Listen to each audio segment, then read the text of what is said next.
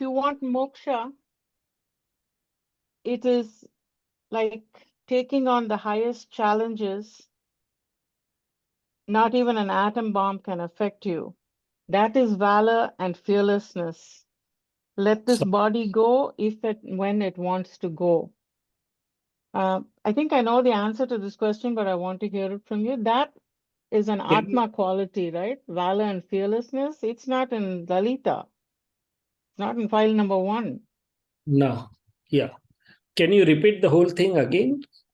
Dada says if you want moksha, Yeah. it is like taking on the highest of challenges. Mhm. Not even an atom bomb can affect you. Yes. Yes. That is valor and fearlessness, that nothing affects you. Yes. And then he says, let this body go if and Mm. when it wants to go. Mm. So, and then he also says, like I was reading about suffering, pain, and he says that the amount of suffering is directly proportional to the amount of ignorance. Yes. Okay. So I want you to expand that, because as much as you want to separate yourself from physical pain, Yes. So there are it's two hard things. to be the knower of that at all times. There are two parts of your things, and they both were spoken by Dadaji at different times. So Mm-hmm. first is if I'm steadfast in my pure self, Mm-hmm. we have the doubtless conviction. Pratiti to hum sabko hai. Mm-hmm. Then we have lux also कि मैं शुद्धात्मा हूँ. Now Mm-hmm. more and more we remain steady with our experience. Mm-hmm. I'm imperishable, I'm immortal, or I'm full of infinite knowing power, full of infinite perception power. मैं अविनाशी हूँ, मैं अनंत ज्ञान वाला हूँ, अनंत दर्शन वाला Mm-hmm. हूँ. तो whatever is happening, challenges or whatever word you use it is all relative. Whatever, Mm-hmm. है कि death है कि नहीं है, these are Mm-hmm. nothing but the changing phases of relative. So Correct. those anything and everything happening in relative, Mm-hmm. nothing can really touch me if I understand my Tankot Kirinavat immiscible nature. Mm-hmm. So once I say I'm Tankot Kirinavat, I'm just forever, nothing really can touch me. So in my inner awareness, Mm-hmm. I will try to remain in that particular state. Mm-hmm. The body will get affected, file one will get affected, everything will happen. But Mm-hmm. inside, this is ये मेरी अंदर की ज्ञान ज्योति है. Mm-hmm. So this ज्ञानी पुरुष, see, you must have listened to the example of गजसु Kumar. Neminath के समय में Mm-hmm. कृष्ण भगवान के कजिन ब्रदर थे Mm-hmm. गजसु कुमार.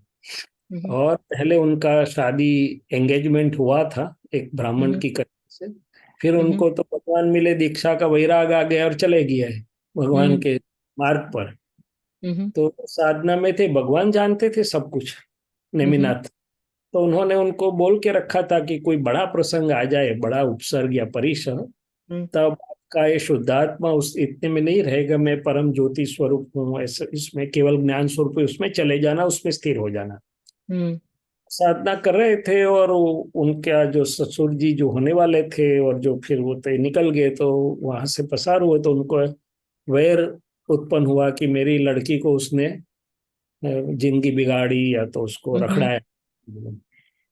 तो बोले चलो सबक सिखाते हैं उसको. तो फिर Mm-hmm. मटकी उसके ऊपर, सर के ऊपर वो मटकी बनाई और उसमें Mm-hmm.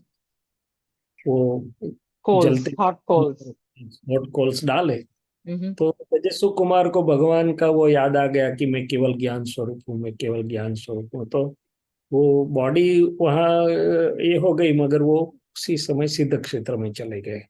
So this is the state. वो ठीक है कि हम महात्मा होके कितना कर सके नहीं, वो अलग बात है. Mm-hmm. दादाजी कहना ये चाहते हैं कि मेरा स्वरूप में शुद्धात्मा हूं, ऐसा है कि मुझे कोई चीज एटम बॉम्ब या अग्नि या कुछ भी छू सकता नहीं है. Mm-hmm. इतना हमें कन्विक्शन और अवेयरनेस है, तो कोई बड़े प्रसंग में हम तुरंत हमारे में चले जाएंगे.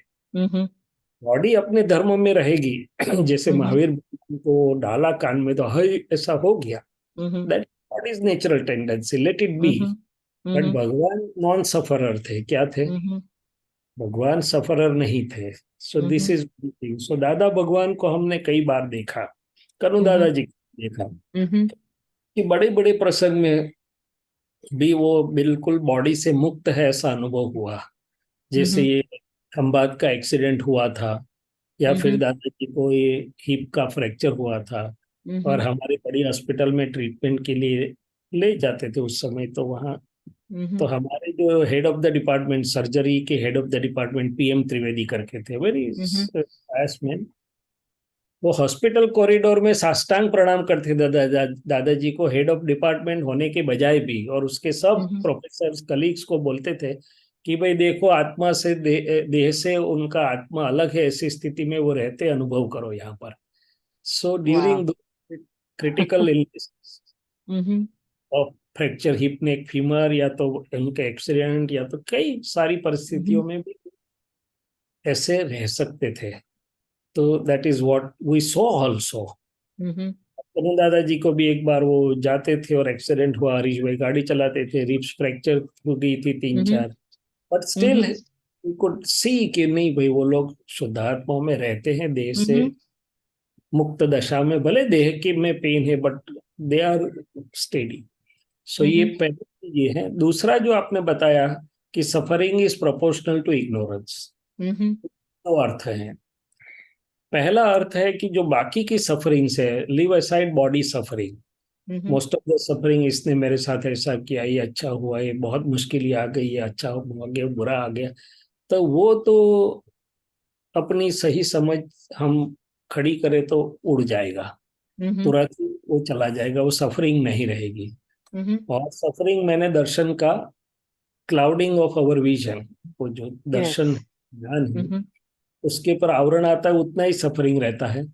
बाकी जो वो शुद्ध ज्ञान शुद्ध दर्शन हाजिर होता है तो सफरिंग चला जाता है। तो फिजिकल बॉडी का सफरिंग है, उसमें दादाजी ने बताया कि भाई आप महात्मा लोगों का अस्पष्ट वेदन है, इसलिए आप यूज करोगे, आपका सफरिंग कम होगा, मगर थोड़ा बहुत आपको रहेगा, क्योंकि आपको स्पष्ट वेदन नहीं है। और मुझे स्पष्ट वेदन है, तो मुझे बॉडी का suffering, I am not the sufferer at all. वो फ्रैक्चर के समय भी दादाजी ने बोला काफी समय कि भाई मुझे कोई पीड़ा नहीं है, मैं कभी उसमें हूँ नहीं में, और मुझे पीड़ा, वो उनकी स्पष्ट वेदन की स्थिति थी। बाकी लोगों के लिए बॉडी के पेन को दादाजी ने बोला है कि भाई आपका चीज जाएगा वहां पर, क्योंकि आप अस्पष्ट वेदन में है। हाँ, कम कम होगा, मैं शुद्धात्मा का ज्ञान हूँ, मगर थोड़ा बहुत रहेगा। तो ये दो चीज है। Thank you. That was a very nice explanation. Jai जैसे Sachidanand.